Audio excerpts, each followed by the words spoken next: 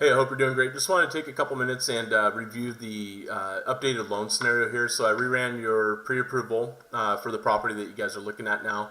And basically, what I'm doing here is showing an FHA loan scenario. I believe we had discussed that earlier as well. But one of the reasons for looking at FHA is if we can do as low as a 3.5% down payment. I just did this scenario at 5%.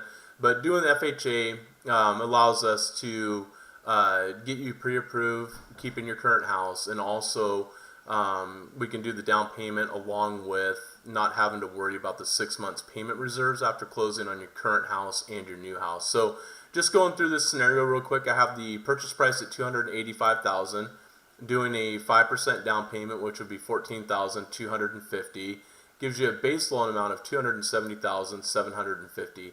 And then FHA has what's called upfront mortgage insurance premium, which is 1.75% of the base loan amount. And this is basically factored over a really like a 3-year period. If you were to pay this loan off in the next 3 years, either through refinance, then they'll actually refund a portion of the unused insurance, and they basically just subtract that off of the payoff amount. So you do get some credit back paying off a little bit earlier. So the total loan amount would be $275,488. And then the interest rate that I'm quoted today is 3.875%. I have a little bit of a cushion built into there. The interest rates are kind of bouncing around a bit. We had a little bit of a spike here over the last 2 weeks. Saw rates go up by about 1/4%, and we're pretty close to gaining back about 1/8 of a percent in rates, just with some of the Fed releases and things like that. Speculation is that they won't be increasing rates in June and maybe not even in September, but time will tell. So at this, again, 3.875, and I have a little bit of a cushion built into that interest rate. The APR, which is not what the principal and interest payments are based off of, would be 5.468%. And with FHA, there's always a greater spread between the interest rate and the APR because of the upfront mortgage insurance premium. Gets factored into that percentage as a prepaid finance charge, even though it's financed into the loan. The monthly payment breakdown, first line here shows the principal and interest payment, which would be $1,295.45. And then the estimated mortgage insurance, you get a little bit of a break on the FHA mortgage insurance doing 5% down versus the 3.5%. So we figured the mortgage insurance would be $179.02.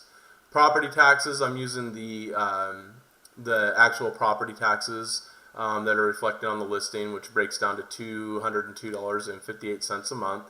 And then homeowners insurance, I'm probably overestimating this a bit, but any change there is not going to have a huge impact on the monthly payment amount. But I'm estimating the homeowners insurance still at $750 a year. Again, I'm probably overestimating that by quite a bit. So total monthly payment would be $1,739.55.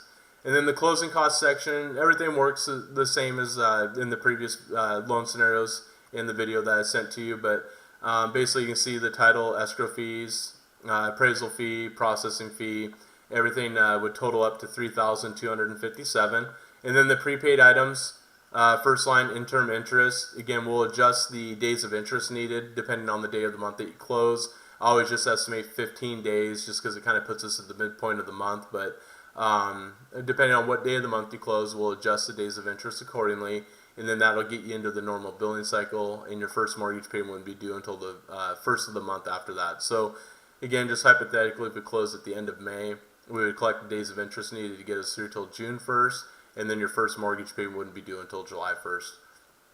Property taxes will collect roughly 6 months at closing, so you'll reimburse the seller a little bit of the property taxes that they paid through the current billing cycle, and then the rest of the funds will be put into the escrow account just to pre-fund your escrow account that's associated with the mortgage, so that when the property taxes are due the next time, there's enough in there to pay them in full and leave about a 1 to 2 month cushion remaining.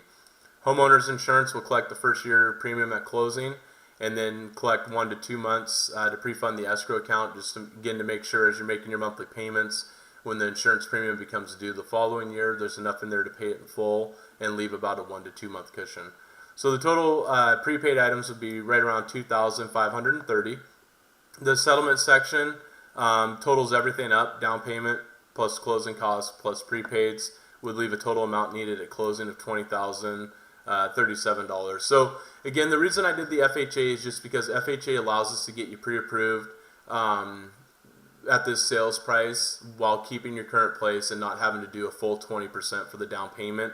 And then it also gets us around the 6 months payment reserves for the current place and your new place. So any questions, don't hesitate to give me a call, 425-698-2917. Thank you.